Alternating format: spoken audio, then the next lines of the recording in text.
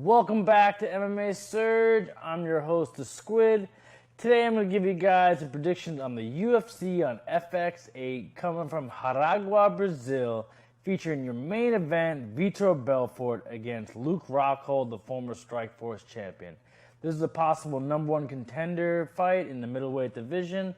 That's a really big fight. Also, the co-main event features Ronald Jacare Souza against Chris Camozzi. I'm going to give you guys my predictions, let you guys know who I'm going to win, and break down the rest of the fights on the card from the home of the Squid.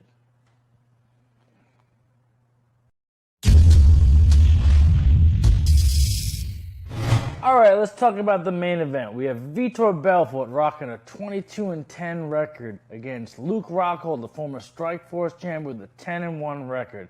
This is a huge fight. This is your number one contender fight in the middleweight division. Vitor Belfort has looked really good. He knocked out Mike Bisping, one of the only guys to do it, and he did it brutally. His only two other losses really in the last few years against Anderson Silva and John Jones, two of the most dominating champions in a long time.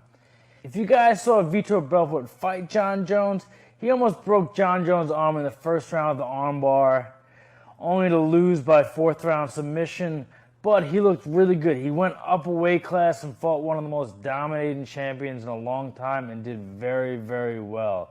That's a fight he's actually asked for a rematch in, but he's going to fight Luke Rockhold, who's a tough champion, a really, really good fight. A lot of people think he can give Anderson Silva a lot of problems. If he gets past Vitor Belfort, it's a fight he could win. He shocked the world when he beat Jacare Souza by 5-round decision, and he's been on a run since. This fight is a huge fight. Vitor Belfort is one of the most dominating fighters, some of the best hands. If you guys saw the fight with Anderson Silva, he looked really good until he got caught with that front kick. Also, Luke Rockhold has beaten some of the better fighters in the world. He surprises everyone every time he fights. He comes from a great camp at AKA. He gets to spar with Cain Velasquez. He gets to train with all those really good guys up there. So he's a very well-prepared guy, and he thinks he could beat Anderson Silva. So this is a huge fight. For both guys to win, let's start with Vitor Belfort. Belfort, he needs to do well on his feet. He needs to cover the distance. He needs to be very close to Rockhold. Rockhold likes to do a lot of kicks and maintain distance. I think Belfort needs to be in there and get some really good hands on Rockhold. I think he's got to keep the fight standing. I think Rockhold on top is a very strong opponent, not who you want on top of you, and he can kind of grind you out and win a decision. I think Belfort has to knock him out. I don't think Belfort's going to win a decision. He's going to have to land some big strikes and finish him. He's the type of guy that can do that. Rockhold, I don't think he can finish Belfort. I think he could actually coast to a decision. I think we'll know about a minute into the fight if he can coast or not. If he could start establishing his distance and set the pace. He's the type of guy that can set a crazy high pace. So, there's two ways it's going to happen. It's either Belfort's going to knock out Rockhold or Rockhold's going to win a decision. I'm going to say Belfort's going to probably get a second round TKO. I think he's going to land some big shots. I'm actually a bigger Rockhold fan, but the more I play this fight out in my head, I see Belfort winning by knockout. He's just too powerful and he looks too good. And the co-main event of the evening is former high-ranked fighter Ronald Jacare Souza, one of the best jiu-jitsu practitioners in the world, against Chris Camozzi. Chris Camozzi is riding a 4-fight win streak in the UFC against Jacare, who is always impressive. Jacare was the Strikeforce champion until Luke Rockhold dethroned him. And Jacare is known for having some of the best jiu-jitsu in the world. He's the type of guy, if he gets you to the ground, you're in a lot of trouble.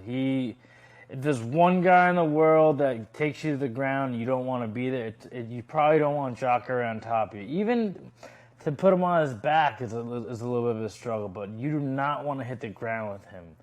This is a good test for Camozzi. We're going to see what type of jiu-jitsu he has and what he could do with one of the best jiu-jitsu guys in all the world. Not just one of the best MMA fighters, one of the best guys in jiu-jitsu. Camozzi has a lot of momentum. There was a late fallout in this fight. Costas Philippou out of Matsara's camp was supposed to fight Jacare. An injury forced him out, and Chris Camozzi gets to fight a top 10 opponent in the world. So this is a big step. I think how this fight's going to play out is if Camozzi can keep the fight standing, or even if he takes to the ground, if he can stay out of trouble, he can win himself a decision. We've seen Jacare get knocked out before.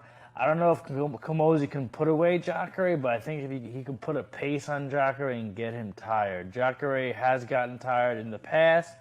You know, he fights a lot of fighters that keep a high pace, and I think we're going to see Camozzi win himself a decision and move himself around to the top 10 or top 12 in the world. I think if he could work his striking, be a little crafty, and stay away from getting in scrambles where he can give up his back or give up a choke, he's going to win. Jacare, I'm not sleeping on you. You could easily take Camozzi down and submit him, but I don't think it's going to happen in this fight. And the last fight I'm going to break down is a lightweight matchup between Rafael dos Anjos against Evan Dunham. This could be your fight of the night. These two guys are really big lightweights. This could be your fight of the night. These are the types of guys that bring it every time. Evan Dunham, when he came into the UFC, a lot of people thought he was going to make waves and get himself right into a title position, but it's a tough division. He's lost a couple fights. The Melvin Gillard fight was a really tough fight. And Rafael dos Anjos is no joke. These are two guys, they can win 3 fights. These guys can give a little trouble to Benson Henderson. They have that type of style that can give some problems. Evan Dunham's a really, really big lightweight. He's got great conditioning, really good striking, and he's really good at defending takedowns. Those are things you have to beat Benson Henderson. Rafael dos Anjos, he could win this fight. I just don't know if he's the type of guy that can beat Benson Henderson.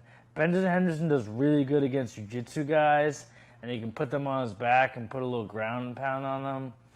I think in this fight, we're probably going to see Evan Dunham win himself probably decision. I think this is going to be a back-and-forth fight. I think this could be a split decision. I could think the first round, we're probably going to see dos Anjos come out and win that first round. But, Evan Dunham's the type of guy that he could push the pace, and he takes him a little while to get going, but when he gets going, he's not the type of guy you want to fight. I think second round, Evan Dunham, third round, Evan Dunham, we're probably going to see a split decision win for Evan Dunham. This is going to be a really good fight. This is the type of fight, if Evan Dunham wins, he can move to fight a guy like either Jim Miller or Nate Diaz, or someone that is close to the title and it can prove where he stands. So Evan Dunham win himself a decision this weekend. All right, I'm just going to choose the winners on the rest of the card and see if I can go undefeated, which I have yet to do, but I'm going to try. So we have middleweight matchup between Rafael Natal and João Zeferino. I'm going to go with Rafael Natal by submission. Next fight is a 145-pound matchup with Harkan Diaz against Nick Lentz. Nick Lentz is going to win that fight. I think Nick Lentz is the type of guy that could be fighting for a title. I feel like he kind of slides through the division and doesn't make too many waves, but he's right in the top 10, and I think he's a real contender. So I think he's going to win himself probably a submission or a decision in that fight. We also have Francisco Trinaldo against Mike Rio. Francisco Trinaldo is a great fighter. I just know Mike Rio through college wrestling. He was an NAIA wrestling champion, and I think his wrestling is going to prove to be, just a decision factor, and he's going to win himself a decision in this fight. We have a lightweight matchup with Gleison Tibau against John Cholish. Gleison Tibau, if you guys don't know about him, you can Google him or look him up. He cuts probably more weight than anyone. He probably cuts 25, 30 pounds to make the lightweight weight limit. He probably will walk into the fight about 180. He's fighting John Cholish, trains out of Renzo Gracie Academy, was a Cornell wrestler, He actually has a great story. He's actually like a finance guy in Wall Street in New York City. He does that full time, and he still fights in the UFC. He's able to balance those two. I'm gonna pick John Cholos by submission.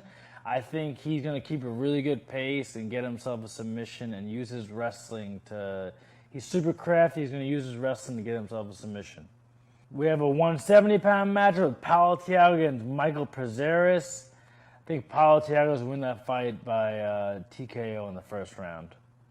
We have Yuri Alcantara against Iliardi Santos. This is a 135-pound matchup. Yuri Alcantara is a badass fighter. I think he's going to win himself a decision in this fight. The next fight, we have Fabio Maldonado against Roger Hollett. Fabio Maldonado looked really good. He took a major beating against Glover Teixeira, but he stumbled Glover Teixeira. He showed his super toughness. He trained with a really, really good team. I think we're going to see Fabio win this fight and stay in the UFC and, just be around longer. He's a tough fighter. He's not a contender, but he's definitely a guy that can put a show on. I think he's going to win himself either a knockout or submission early in the fight. Next fight is John Lineker against Azamat Gashimov. This is a 125-pound matchup. This is a really tight fight. I'm going to go with Azamat Gashimov. He looked good in his last fights, and I think he's going to win this fight. Probably by decision. I think that's this type of fight. It's going to be a really, really high-paced fight. We have one guy that's 20-6 against 10-2, and I think Azamat's going to win this fight. Okay, we got Jussier Formiga against Chris Carriazo. This is another 125-pound matchup. Chris Carriazo, I've seen him fight on the local circuit. I think he's just going to win this fight. He's been ranked in the top 10 for a long time in this weight class. I think he needs to win this fight to stay in the UFC and also to stay ranked top 10, 15.